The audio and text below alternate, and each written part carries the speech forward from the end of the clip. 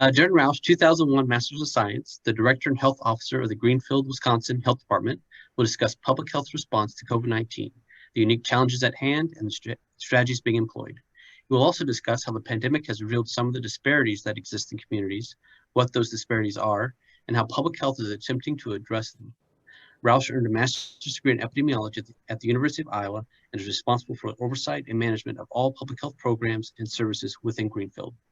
He is leading efforts to create a unified emergency operations center in Milwaukee County, Wisconsin, and is also coordinating an epidemiology intelligence team to collect and analyze data in partnership with professors, staff, and students at the Medical College of Wisconsin and the UW-Milwaukee Zilber School of Public Health. Hi, Darren. How you doing?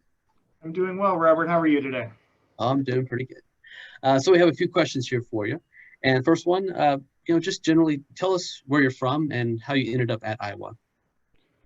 Oh, sure. I'm an Iowa native. I grew up near St. Lucas, Iowa, in Northeast Iowa. And really the way I ended up at Iowa was during my senior year in college. I was busily applying for medical school, but I was also simultaneously looking for a plan B. What happens if I don't get in? What other options are out there for somebody who studied the hard sciences? I'm a biochem and chemistry major, and how can I link my passion for health along with that passion for science? So I really found the epidemiology program at the University of Iowa as a good fit as my plan B, and specifically epidemiology and the study of disease was a way to marry my interest in sciences along with health. Awesome. So why did you choose to study public health? Like I said, I really wanted to do something in the health realm, but still pull back on my science career. So epidemiology allowed me to pull in that science background, really studying the determinants of disease, the distribution of disease in populations, and really looking at ways to take that research and improve population health. As I said, I was originally intent on going to medical school out of undergrad, but I quickly fell in love with some of the courses and concepts in epidemiology, what I could do for the broader public's health, and quickly realized this was something I could do for the rest of my life. Very familiar path. I'm very familiar with that one. So how did Iowa help prepare you for your career? Yeah, at Iowa, I was very excited to jump into the epidemiology track. The year I joined was the year that the College of Public Health was being formed out of the medical school at Iowa. So there was a lot of new things going on. The Master of Public Health degree was new. There was a pretty significant bump in enrollment around that time and a lot of new faculty and staff coming on. So was really able to take advantage of the resources and the staff there at the university. Was able to work on several projects that were kind of at the cutting edge of practice and research, worked on a project related to breast cancer incidents in the state of Iowa and whether individuals sought, what kind of treatment they sought for their breast cancer based on where they lived or their geography. Also worked on a project looking at Sharps injuries in hospitals and kind of how we can control those Sharps injuries and what kind of policies we can put in place to lessen those Sharps injuries to healthcare workers. So overall, as I got into epidemiology and during my time at Iowa, I really wanted to work in a local public health setting. Something about, investigating diseases, working alongside the CDC was really exciting for me. And so I was able to find that right out of school. And I took a job here almost 20 years ago in the state of Wisconsin. I was working as an epidemiologist in Waukesha County and was able to secure that job just before graduation, which was really great. Wow, some really good experiences there. So do you have a favorite Iowa story or memory or favorite instructor? Yeah, there's several things that I continue to call back on, and I can't put a specific instructor or a specific course in mind, but some of the things that I call back on a lot in my teaching career, because I have done some teaching here at UW-Milwaukee, both College of Nursing and the Zilber School of Public Health, but I vividly recall just some of the practical examples that are tying real world events into epidemiology. Very vividly, one of the first weeks I was on campus, I recalled hearing about the concepts of epidemiology applied to the sinking of the Titanic. And that was really powerful to me to make that connection between a real world event, looking at class and race and male, female, and looking at all these variables that are so important to epidemiology, but seeing them apply to a real life event that is an example I continue to use when I'm doing guest lectures for undergrads, or I'm teaching epidemiology, or even teaching community health assessment. Understanding what's happening in that population, and the Titanic is a perfect example of a population, is a good way to kind of drive home some of those concepts. As far as classes, I did have the opportunity to travel to the Gambia in West Africa as I was wrapping up my studies the last summer I was on campus. And this really provided an opportunity to provide those, or to apply those classroom concepts while working very closely with some Gambian health leaders and other students in a variety of areas. So during my time there, I was able to work on some immunization policies and procedures. I was able to work with individuals who were focused on disease control in one of the health districts, as well as work with people that were looking at statistics and looking at the health of the Gambian population. To me, that was an excellent opportunity to see real-world public health in action in an under-resourced and developing country. And what always impressed me is that despite all of their limitations in terms of resources and staffing and education, they did some really great public health work. Their immunization rates were higher than some that we see here in the US. They worked diligently to contract polio. I was part of an immunization campaign one day that I was in the health district to combat a meningitis outbreak in one of the villages. So they do some amazing work, and probably continue to do some amazing work with limited resources. So that opportunity really gave me a sense that I can work in this world, and it gave me kind of a first real life sense that, of how to apply the concepts learned in the classroom setting to a real world setting. Oh, that's fantastic. You mentioned just a few minutes ago about, your first job, but, what was your first job? Yeah, I was very fortunate to be hired as one of the first epidemiologists for the Waukesha County Health Department. A lot of public health across Wisconsin, and I say this to colleagues and students alike, over the years, a lot of the focus in Wisconsin on public health was public health nursing driven. So I was fortunate to come into an agency where my boss had the vision and the wisdom to realize that epidemiology was the future, and really carve a way to create an epidemiologist position within the public health division that could, work with communicable disease, work with our sexually transmitted infection clinic, our HIV clinic, help coordinate outbreak response, help manage data. So that was the job I walked into right out of grad school, and it was an excellent introduction into what local public health was. It gave me a broad introduction on what public health does in a large county that served almost 400,000 individuals just west of Milwaukee. And then my career started in mid-2001. And so events like 9/11, smallpox scares, anthrax scares, that really furthered my career into areas of public health preparedness, because that was something that was really newly on the horizon at that point. So very excited for a broad breadth of experiences, and certainly took full advantage of all of those. Oh, fantastic. So with that in mind, so what are some of the most significant changes that you've seen in public health? Some of them are great, and some of them are not so great. I wish we had more funding. I wish we had a lot more resources for public health. But, one of the things that we're seeing currently in 2020 is public health is very visible. It's often been stated in the past that public health is invisible. You don't know it exists until there's a problem. I always hearken back to a quote that C. Everett Koop, former Surgeon General under the Reagan administration, shared, where he said, healthcare matters to all of us some of the time, but public health matters to all of us all of the time. And certainly, while we know medical care is important, the promotion of health and the promotion of healthy living is certainly important, and that's what public health can provide. We've been very, very visible, for better or worse, during the COVID-19 pandemic, and certainly we need to continue to work to ensure that the field of public health remains science-based and gets the funding and recognition it deserves. On the governmental side, what I'm really proud to see is that we have an accreditation system for local public health departments. So there's almost 3,000 local health departments across the country. And the old adage early in my career is, if you see one health department, you've seen one health department.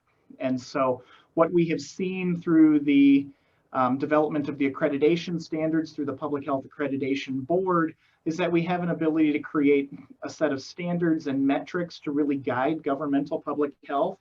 and then really provide an opportunity for those departments to serve the communities that they're in delivering high quality public health programs. So that's been exciting to see. I've been able to volunteer as a site visitor and a site visit chair through FAB to do some of those. And it's really cool to go out and travel to other parts of the country, East Coast, West Coast, and everywhere in between, to see how they're applying these standards to their communities. And just like my department, many of these departments are small, understaffed, under-resourced, but they're providing some excellent programming within the confines of those accreditation standards. So I think it's bringing another level and an increased level of service delivery to public health nationwide. Sounds like you have a lot of passion for public health. So I guess, what do you enjoy most about your work? Yeah, like most colleagues, we often say the best part of our jobs is that there's a lot of variety. Now, in 2020, there hasn't been a lot of variety because pretty much everything we've been doing since March has been very COVID related. But what I enjoy on a daily basis is I'm not truly sure what's going to happen that day. You know, we in public health work to create policies to improve communities' health. So, you know, one day I could be working on a vaping ordinance, or I could be working on policy related to, you know, reopening schools in the middle of a COVID pandemic. But on other days, we might be doing more direct service. We might be hosting a bicycle safety event for kids, or we might be, you know, working on other policies with our common council. So the variety is great. Since I made a transition to the Greenfield Health Department, you know, just applying an epidemiological lens to just the work of public health in a new community has been great. You know, looking at the data to drive the types of programs that we want to see. Greenfield is a suburban community in Milwaukee County. We're unique in that we have almost 37,000 residents, so that makes us larger than many counties in the state, but our footprint in terms of square miles is very small. We're only about 12 square miles. So we're a very suburban department, and in Milwaukee County as a whole, we have 10 other health departments. So, you know, being able to work closely with colleagues across the borders, knowing that our borders are porous and things like disease and health don't respect those borders. So we're very busy on a daily basis. I, you know, manage all of those pieces, but you know, we're doing great work, delivering clinical services, doing communicable disease control, inspecting restaurants and food facilities and making sure they're healthy, and really stressing broad-based primary prevention and community health education. So like I said, every day is a little bit of a variety, and I think that's kind of what's great about the position. You can have your hand in a lot of different pots. Yeah. Well, you kind of answered my next question, but so what are you currently working on? You've mentioned quite a few things, but what one particular project do you think that, you know, you've really been excited about? Yeah, I mean, during COVID, one of the most exciting things that myself and colleagues have been working on is really, again, I said there's 11 total health departments in Milwaukee County. So really working collaboratively across our 11 health departments with other response sectors across Milwaukee County. So working with the fire departments, the police departments, the social service agencies, the county health and human services, the county government structure, both county and individual jurisdictions. We formed in the early days of the pandemic one of the first unified emergency operations centers. And something we've been talking about, we've been planning for, we've been training for, but to actually pull it off was pretty exciting and pretty great to see. The first true unified response in the history of Milwaukee County. Again, not without challenges, but certainly something that was very cool to see happen and be part of. And as part of that team, we created an epidemiology intelligence unit. So working through our Office of Emergency Management at Milwaukee County, we created a daily dashboard of COVID numbers. And so we're able to provide, you know, data on deaths and cases and hospitalizations, and breaking those cases out by different key, you know, indicators, including race and ethnicity and age and gender.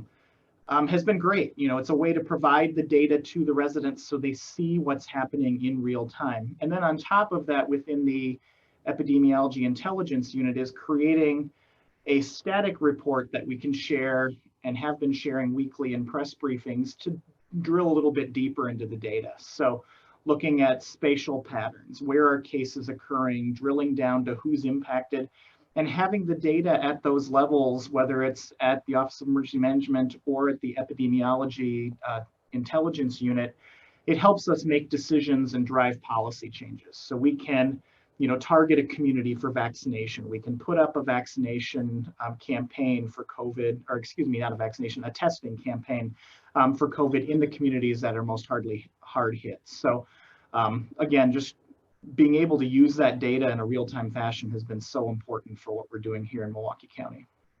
Fantastic. You mentioned the challenges working with all those different jurisdictions.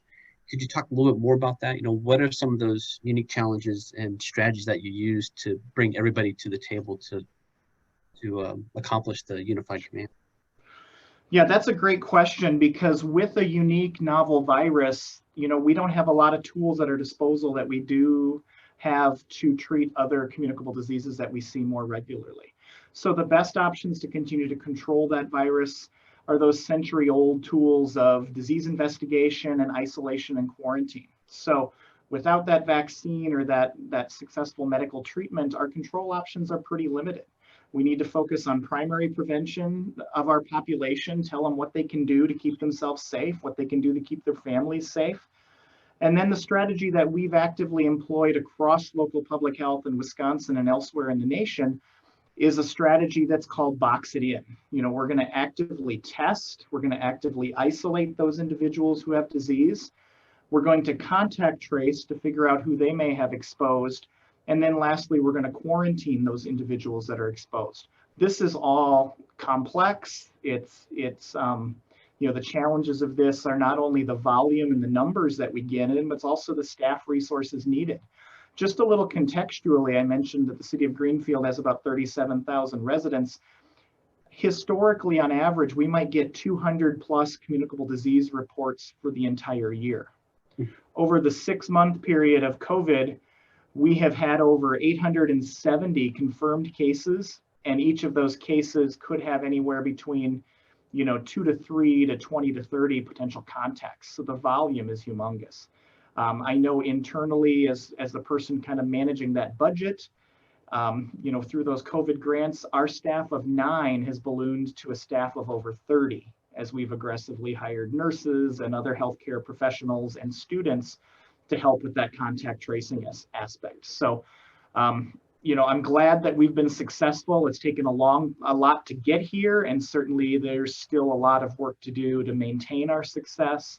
And then eventually, as the calendar turns, and as we get into 2021, there's very likely a vaccination campaign effort that needs to go along with the box it in strategy of disease investigation and contact tracing. So in many ways, it seems like the work of COVID and the work of public health never ends, but certainly I do hope there's an end in sight, Robert. Yeah, I do too. So talking about disparities, how has the pandemic revealed some of the disparities that exist in communities? And what are some of the disparities and how is public health attempting to address those? Yeah, as I said before, it's been very interesting to see that data get updated. Early on in the outbreak, we were updating it twice a day. Then we got to a point where we were a little bit more static, and we now update that dashboard once a day in the early afternoon. But it's so powerful to see those numbers change on a day-to-day basis. I see what comes into my agency. I know the numbers, here, but then to kind of see the big scope of it, what's happening in the neighboring communities around us. What we saw in Milwaukee County is that early on we saw, and we were probably one of the first geographic areas that could really point to this, is that persons of color were disproportionately impacted. And so I've often referred to these when I do media interviews as kind of like the outbreak within the outbreak within the outbreak. And by what I mean by that is that in the early weeks, the African American community was disproportionately impacted. That's where kind of the epicenter of COVID-19 was in Milwaukee County.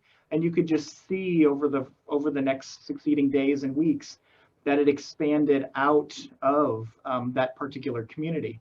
Next, we had a surge of cases in workplaces and in our Hispanic and Latinx communities. So we saw that shift to another part of the county and impact another population subgroup that's certainly disadvantaged. And then more recently, we've seen this surging number of COVID cases in the white suburban population.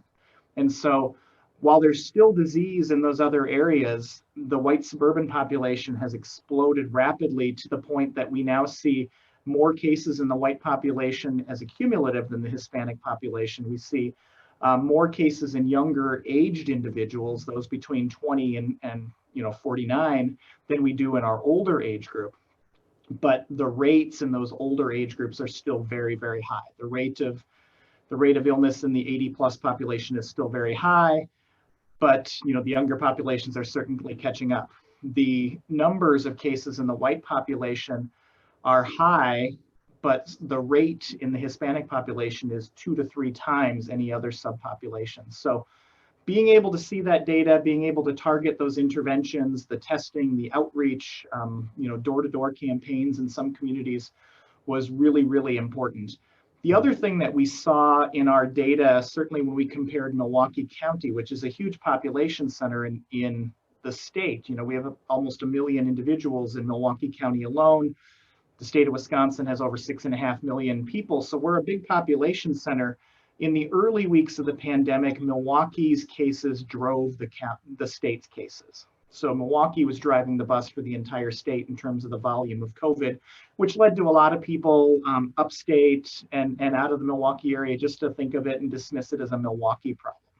And that certainly has not been the case recently, because over the last several months, as the communities went back to quote unquote normal, and you'd see youth baseball games and people would be out and be active, 4th of July parties, Labor Day parties, etc.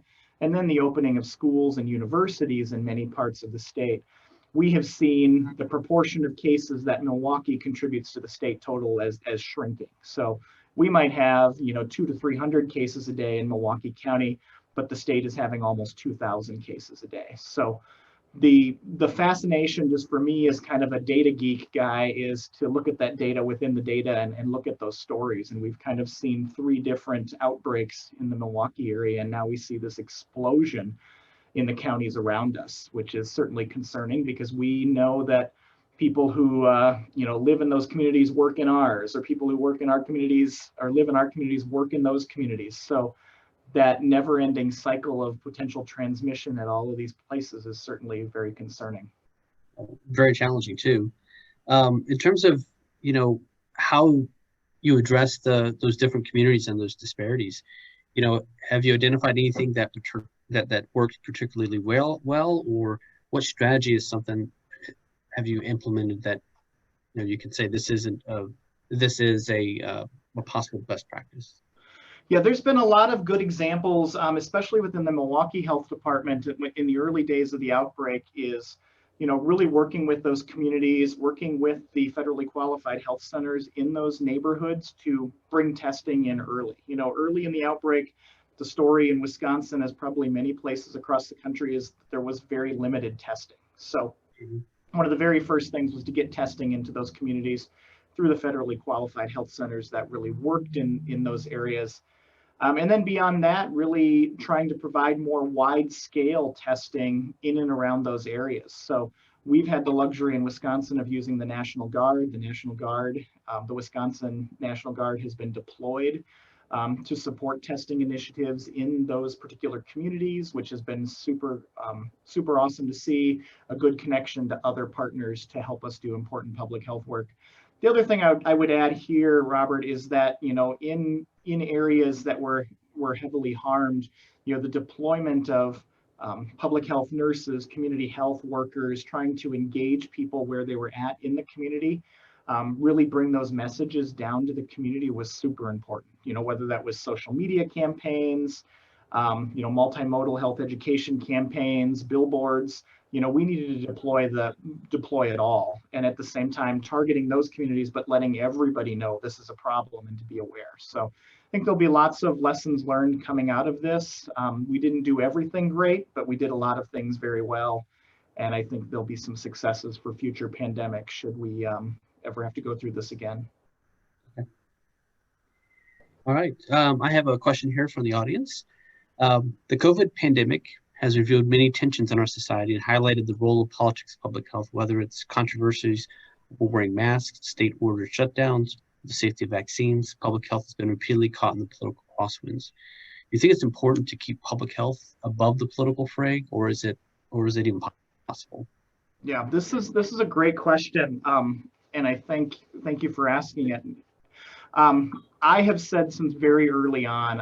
In fact, I was saying it to friends and colleagues and even parishioners at our church very early on in the pandemic that we need to make sure that we're listening to the health experts and we're not listening to politicians. So I had urged everybody, listen to people who have MPH, Masters in Public Health degrees, MDs, medical doctors, and others, because the message needs to come there. What I've learned in almost a 20-year public health career is you can't, at least at the government level, separate the politics from public health, but certainly we have had so many challenges in the state of Wisconsin, in the political landscape, federally. We could have a whole webinar on that alone. But early on, I was urging people to carefully consider those key messages by public health. Keep those foremost in your mind. I've worked many outbreaks in my career. I worked the H1N1 pandemic, a decade ago. Never before have I seen such a tension between levels of government and between the science and the politics, and that's super frustrating. One of the things I continue to do is, when I'm doing media interviews, is continue to talk about what an individual can do. So there's a lot of difference in opinion on so many issues, but really, what can you do? And one of the things that I keep talking about is collective actions. So, I'll talk about the actions that we make today will impact our COVID-19 rates 2 weeks from now because of the incubation of the disease is 2 weeks. So that message has been, successfully deployed, and I think it makes people stop to think. But when everything is controversial and you've got half of the people on one side and half of the people on the other side, that media messaging has been an important way to try to get the message across. And again, not everybody listens, but some do, and that's really, really the success. The state of Wisconsin has been different than the state of Iowa. I certainly know as a former Iowan, there are things that the governor did there or didn't do there that we had here in Wisconsin. We had safer at home orders. We've had statewide mask mandates. They're still controversial, but certainly anything that we can do to limit exposure, limit transmission has been something that should be continued and has been successful to me. So I always continue to end any talk that I have about talking about the 3 W's. Wear a mask, watch your distance, and wash your hands or use hand sanitizer frequently, because all of these efforts are tried and true measures to prevent disease transmission. Great, thank you. We have another question. Why did you get involved with the mentorship program at the College of Public Health, and what did the experience teach you? Yeah, I've always been a person who wanted to make sure that I was giving back the same way that I benefited from early in my career. So I did my undergrad at Cornell College, just north of Iowa City in Mount Vernon. I had some great professors that I worked with. I had some really great research opportunities and had the ability to work and connect with professors on a level that you wouldn't normally have if you were just in the classroom setting.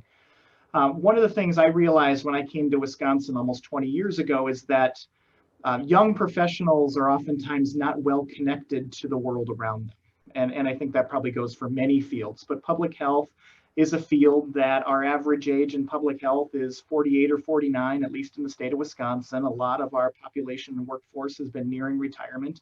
So when I came into public health in Wisconsin at 24, I was way younger than a lot of people. I was an epidemiologist, and I wasn't as well versed in some of the things that we saw, day to day as others. So I really spent my early part of my career finding people like me, people who are earlier in their career, came from a non-traditional, public health education setting. And it's been very important for me then to serve as a model and a mentor to other people in public health. So for many summers, I have served as a mentor to undergrad students doing a summer internship program through the Milwaukee Area Health Education Center. When the opportunity came up at the College of Public Health, it was just a natural connection to give back to the university that I love so much. And it's pretty low key. It's a way to email and interact with the next generation of individuals. The students I've been able to work with there were me 20 years ago. They're asking questions of, what do I need to put on my resume? Where should I look for jobs? Are there any connections that I could make, to a field placement or to an internship? So I've always taken time out of my schedule to allow for those things. I think it's super important. It's probably something I'll continue to do. Even in the greater Milwaukee area, we have a few undergraduate programs in public health. We've got a couple masters in public health programs in the area. And my staff are well-versed and well used to me saying, hey, let's bring on a student for the semester. What kind of projects can we find this student? And we really want people to leave here when they come to the Greenfield Health Department with a broad understanding of what governmental public health is, and then that they've developed specific skills in an area or areas of interest. So we take a lot of pride in really working to mentor that next generation of public health. I think it's very important as a leader in public health to really give back and help that younger group to learn the ropes. So another question, when do you think the pandemic will end and what will it take? Yeah, I've made a joke because my beach vacation with extended family was canceled this July because of COVID. The joke I make is I'm going on my vacation next July. And I always say that tongue in cheek and with a smile because I don't know if we can predict when the pandemic will end exactly. I would love to say that we'll have a vaccine rolling out here in the next few months. Broader immunization campaigns and vaccination efforts will happen in early 2021. And I would like to believe by next year, July and August, that we'll get back to a sense of normalcy. We'll have built herd immunity either through disease or through vaccination, and that we'll get back to a level of normalcy. But one thing that I read this morning that really stuck with me is that we can't flip this off like a light switch. We just can't say, okay, it's over. It's going to be a very gradual end to the pandemic, and it may take us a year or more. But certainly we need to continue to do the 3 Ws. And then when a vaccine comes out and people are comfortable with that vaccine and it's been approved by the FDA, then people should get vaccinated. And that's going to be our next big challenge, Robert, is the whole messaging around the vaccination campaign. We know there's vaccination hesitancy just in childhood vaccinations. And now we have something that looks new. It hasn't been developed before, and we need to make sure not only at the local level, but we need to work with state and federal partners to make sure that the message is out there that the vaccine is safe. It's been through its clinical trials. It's been proven to be effective. And really, those messages will probably dominate a lot of the work that I do over the next several months. So we have one final question here. How did epidemiology sink the Titanic? Yeah, it didn't sink the Titanic, but there's a great example if you Google epidemiology and the Titanic, but there's a great example looking at, and the way I always frame it for my class is, the data shows that women and children were spared. So you're looking at, there might be a gender disparity. And when I do it, I kind of unveil pieces of the onion at a time. Yeah. It's like, why was this disease or why was this situation only impacting men? And then when you look at social class, the way it's stratified in this example is that there was, high class, middle class, lower class, and those were the levels of the ship. And the way the example looks is that, everybody who was in first class or the highest class lived.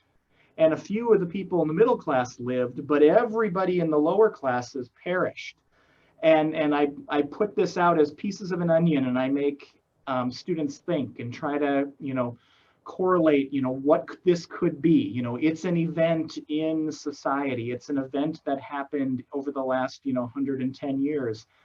And it's just a good way to look at a real life event and apply an epidemiological lens. Just like we can look at COVID data and we can see that persons of color are impacted, we can see that individuals that are lower on the socioeconomic scale are more impacted because, especially in the early days of Safer at Home in Wisconsin and other parts of the country, the essential workers were still going to work.